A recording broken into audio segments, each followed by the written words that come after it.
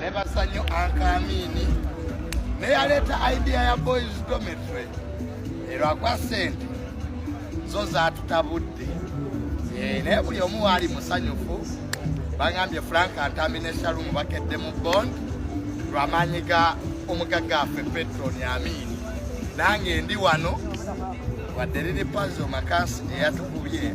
You don't know how to carry the message forward, but I'm not here to critique other people. Nechengezako bagamba nti every single day we are making people distance themselves from politics and politicians. Not that we are bad, but we concentrate on minor things. Ngoli bwe yabuuza, is it necessary for me to talk about a tribe? But I can talk about nepotism and even display it. Eranga nkiraga nti abanange okusinziira ku report ya Equal Opportunities Commission yatulaga nti abantu buli bwe bamuwa ekifo aleeta banganda ze nga nkulaga nti ono bamuwa ekifo nga ava Busoga yaleeta Basoga, ono bwe bamuwa ekifo nga ava Teeso yaleeta Bateeso, ono bwe yafunye ekifo nga ava Nkole yaleese Banyankole, ono bwe bamuwa ekifo nga ava you start with the legislators babuuza bali wano driver bamwe abasinga. Let's proceed. Bwe tugenda Ankole nti bwe bamuwa ekifo aleeta Banyankole ng'owa facts nga tugamba why is there that endemic problem amongst Ugandans nti they tend to think nti relying on the people from your own area is what makes the institution strong. Awo nga tuvaayo ne commission egamba no ekiddirira kaakati nti this is what it is tugenda kukola bwe tuti nti meritocracy versus homocracy nti jobs will be rewarded to people based on merit so that appraisals zikolebwa. Ekyo tekineetaagisa na kuvuma muntu yenna kubanga ne mu masomero oli ne bamuwa nga bamuwadde buwisomero nga teyeetaaga nagamba nti ono Munyankole ne bagamba omusajja abwe yavudde Lango tie bwe bamukwasizza ministry ya land yakwata n'ayera buli omu n'ateekawo abalala. That's part of nepotism. Absolutely. Era bwe yagenda ne mu ministry endala kye kimu kye yakola. So ne tukya addressing holistically. Naye ne tugamba nti kazaala bulwa yali nga tugamba nti kakati president gwe bino by'oyinako sse tie bw'oba CEO wa company Mwai Museveni boti bwe walonda tie ekifo kya ministry education kirimu mukyalawo nti naye bwe bw'oba ofumitiriza yeyeka asobola okupulaningira ebyenjigiriza tya bw'omuwa obwa advisor tebubaawo waliwo ayinza okujemera advice ye naye neetaaga kusooka kuvuma mukyalawo kubunyonnyola nti nedda ono already advisor wo mu State House era ne bwaba first lady aba akyasobola okuyita minister wa education namuga wano tewaterezezaawo ne wano namuga kalegenda awo nga tutiikinga nga tugana yeye bw'oba obadde olonda bajjeno ng'ogenza okulaba nga omutabani we yasinga oyo ayinza okusinga okomandinga amagye bwe tuba tuleese credentials. Nange wamma nange nkirabye ti awo abaddewo abamusinga okusinziira ku bino ne bino tetugambi naye asobola naye kino alabika kitya kuba etteeka lyo terikigaana naye kirabika kitya era how is it being perceived? What signal does it send to others? Nsonyiwa nti kitegeeza ono bw'avaawo asikirwa gwe kati olwo kifuuse kyansikirano kinaatuyamba singa ebadde company ng'ogiteekayo ku stock exchange basooka kubuuza mulimu ba relatives bo teri agiteekayo ku public stock badde atotawaana sisobola kugulamu migabo kubanga mulimu ajja okucompromisinga mu decision making normally mu enforcement kati singa bukeerumpya tekyetaaga na kuvuma ne bagamba oba omukulembeze w'eggye ly'eggwanga yakoze ensobi eno ani amuleeta to order, ani amubonereza? High command ekulirwa kitaawe ame council yabaako nga y'omumyuka oba amawanga ga Africa galina okuvaamu ebintu by'okutunda emipiira newankubadde omupiira toguyinaamu kigendererwa kyabulabe nnyo actually kibi nnyo eri abawagizi bo ebiseera ebisinga otunuuliranga nnyo mukwano teri kintu kisinga mukwano nemwe ne muzannya omupiira nga mulagira ddala nti omupiira musasule olw'okuba temuli kigendererwa teri kintu kizibu mu nsi eno nga mulaalo mu bantu abantu okubateekamu mulaalo n'okubaagazisa ekintu ebiseera ebisinga otanga essente n'okkiriza n'ogamba ku lw'obuwagizi bw'abantu bange ku lw'essuubi abantu lye banninamu ku lw'omukwano n'okola ky'olina okukola naye ffe emipiira emitunde tuba tugiraba gwe ne weesala otya ne bwe weekoze otya emipiira emisasule tuba tugiraba anyway byebyo naye amawanga ga Africa mulina okuvaamu omuze gw'okutunda emipiira kubanga kirekera ddala wansi abawagizi bammwe anyway mukulike eyo ekisolo bantu bange omubaka wa Nuupu gye yafunye akalulu kamu ku polling station we yalondedde ate era ku kyalo kwe yazaalibwa so nabagamba nti Bobi Wine ojja kuperforminga bubi ekisolo singa onaasigala ku njiri eyo okuvuma abantu kubanga toyinza genda kisolo n'ovuma muwozi eyo tekiniki yakubye omubaka wo kuba abantu baali bamwagala era baali bagenda muwa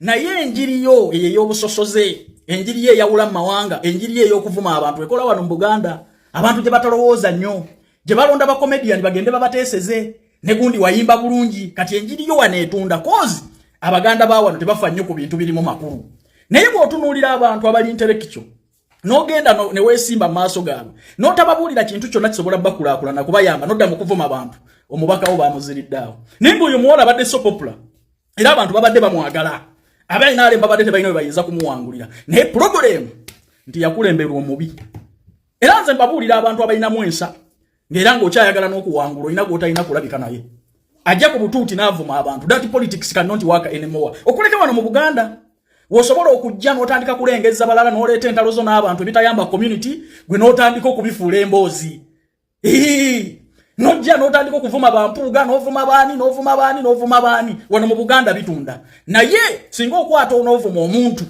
mu bawestana bagamba which is problem of stupid man is this is he drunkard evu enjaga kyovola abantu omubaka wo bamuzize anyway baganda banga bagala ogenda ebweru okwepakasiza nabasuubiza okuba wange emirimu egitambula nakati akatambula nkaleese abastafu ba Uganda bakugamba nti akasente kooteekamu nga visa omaze kakasa nti eri kwalaali ku noti 7 nya noti nkaga 7 26 ojja kuba bafuna butereevu ne ku noti 7 mukaga nya 17 45 27 mujja kuba butoola betaaga abawala n'abalenzi 15 genda kukola mu ggwanga lya Dubai nga bakirina mugenda kuba mulongoosa malls mugenda kuba mukola mu Dubai salala ali milioni 1.5 mujje mukole interview mwana w'obuwala obulenzi okuva ku myaka 21 paka myaka 36 passport obogiriro batogirina jangu oba oluzungu omanyo batomanyi jangu ogenda ogezese omukisa gwo bakusuza bakuliisa bakujjanjaba bakulabirira salale gwo n'omukwatako nga tolina kirala kyogenda mukozesa twesangeyo bantu bange interview zigenda mu maaso twetaaga ideology kale tutegedde kati gwogenda kukola woki yaba batatali baggwagwa bo bakola ki bw'ogenza ekisolo bw'otuusa ekisolo mugambye abantu b'ekisolo timulonda abakulembeza ababi kyobula muli baabo omusajja akubye essimu ku leediyo akugambye nti waayo wali mukulembeze ekyaddondo east emyaka 5 gye wavaayo ab'ekyaddondo babaleka abagagga toba bantu baweekubye omusajja mubuuza ekibuuzo ku leediyo n'amugamba nti wali mp wa kyaddondo east nti yeye emyaka 5 gye wavaayo ekyaddondo east wakola ki era ekitundu wakireka kigagga Uganda tugiteeseseeko nga bweri era Museveni tusobola okuzimbirako ku ekyokuyiwa omusayi tekikyasobola kubeerawo era mu birowoozo kyo bw'oba babadde okina fumbe please idea gitwate ogenda osima ekinyinyi ekiwanvu ennyo gisiikemu toddamu kugirowoozaako nga bwe tunoonya justice for Nisha nga bwe tukyagirinda what we have to do is to wait tulabe oba bagituwa oba tebagituwa nyina ebintu bibiri byembasuubiza baba don't make noise byembasuubiza omusango guno nga guwedde nga mulamuzi amaze okukatema oba akawaŋŋamudde atya oba atya ninayo videos ninayo audios ninayo videos and audios and messages byengendo basharingirako wano ejja kuba court session yange etudde nga nze judge nammwe nga muli bajjaji eyo gyonna bamugulabira musobole okuba nga mumpa nammwe ensala yammwe nze sijja kusala nja kubiteekayo nga bwe biri unedited unfiltered mbiteeke wano omuntu ojja kujja mu comment section ngambe lwaki sibiteekayo kati kanende omusango gufuluma ekkooti awo kanze wenniize okay nga wetukyalinda Justice for Nisha, there's something waliwo omusango gw'omuwala gwe bayita ani bamuyisa nnyo omuwala ono omuwala eyafudde bambi omuntu agenze mu nsonga mu story eyo yakoleddwa omuntu omwe Uganda awo agifollowinga so people tagged me mu story eyo nakuttako link by the way I shared it n'abantu abali mu security ne bagamba yo look at this story like seriously abantu bano bwemange baba tebannakwatibwa omukulu Luku Wesigire omugezi wa poliisi sebo erinnya lyo ndirabira njagala nsooke ndiigo dyogera saagala ddiso byoyinza okunsiba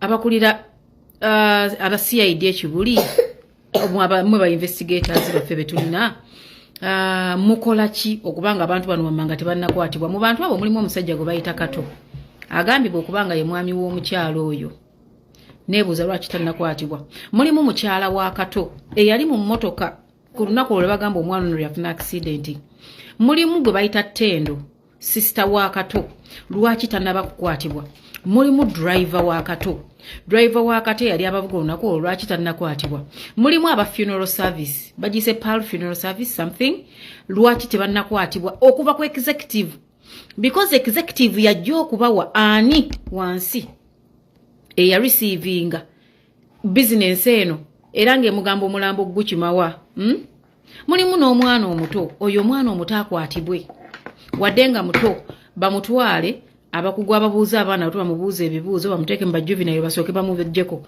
because twogera ku murder case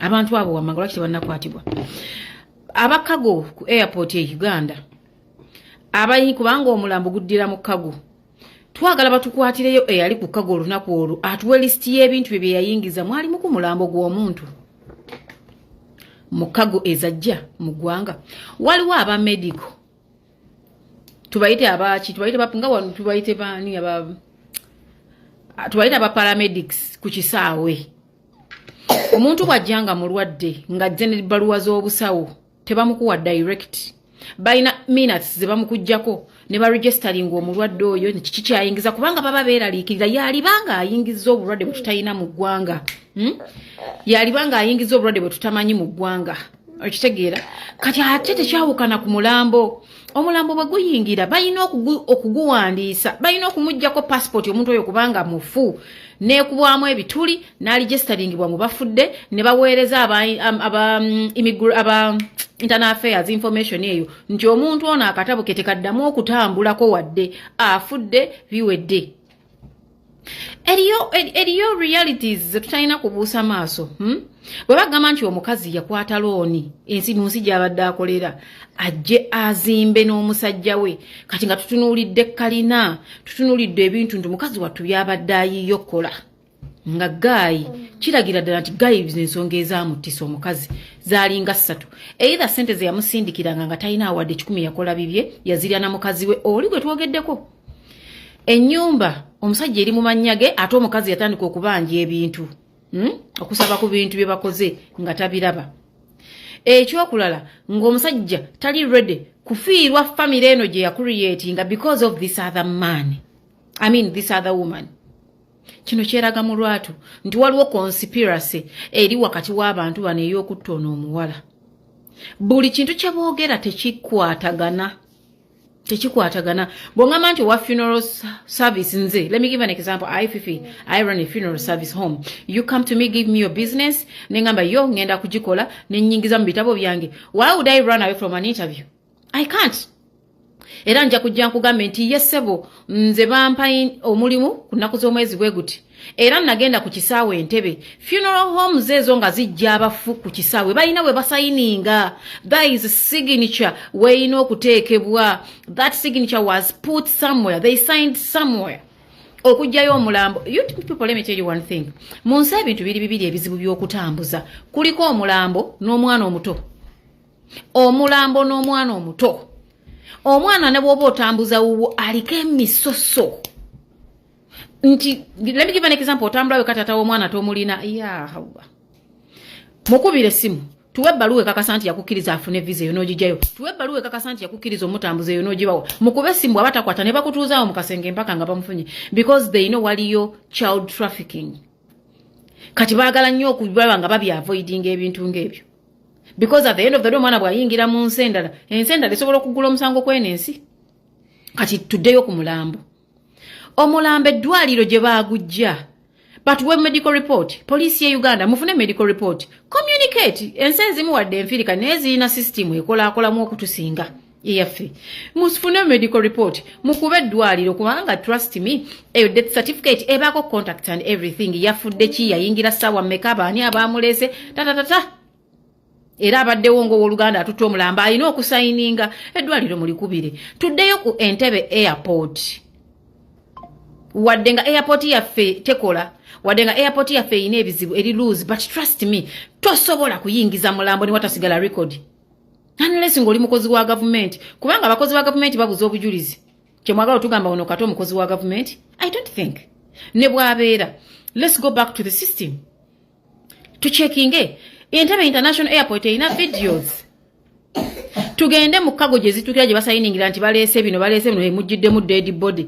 Ani yagisayininga eri mu mannya ki era eva mu nsi ki? Bwe banga bakugamba ab'Entebbe nti ffe record gye tuyina ey'omukazi ogenda yagenda South Sudan ate onagamba bagenda Zanzibar. We've all been to Zanzibar. Right?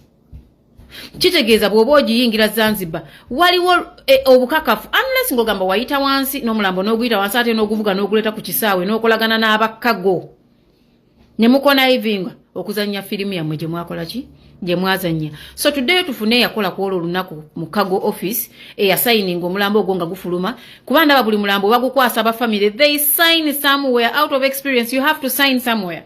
Nti ye omuntu ono akomyewo ne passport nekubwamu ebituli newebereza aba internal affairs. Ne internal affairs wajibuze wa receiving ako passport yono mukyala oba mu system akyali na mulamu according to you. Simple mathematics and logic. Bintu byangu byakola. Unless nga mtu gamba nti katomo nene nnyo okusinga institution ya Uganda ya police asinga internal affairs.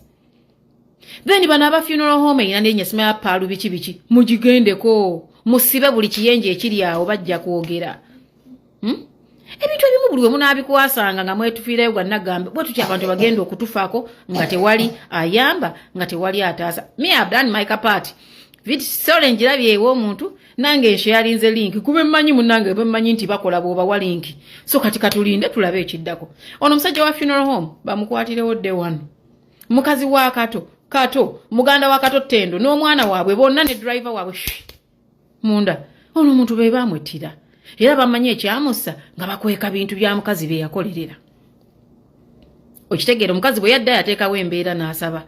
Kati baganda bange abali ku byeyo. How about ng'oguddewo akawunti ng'ogenda n'omuteekanga ssente zammwe ku akawunti kale tugugula ne banka kubanga era nazo nzibi zijja kubabba.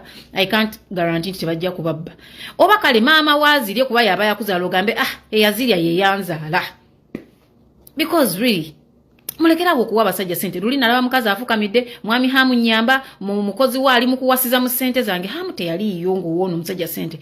Let's be caution. If it is not business, I mean, tosimuwa.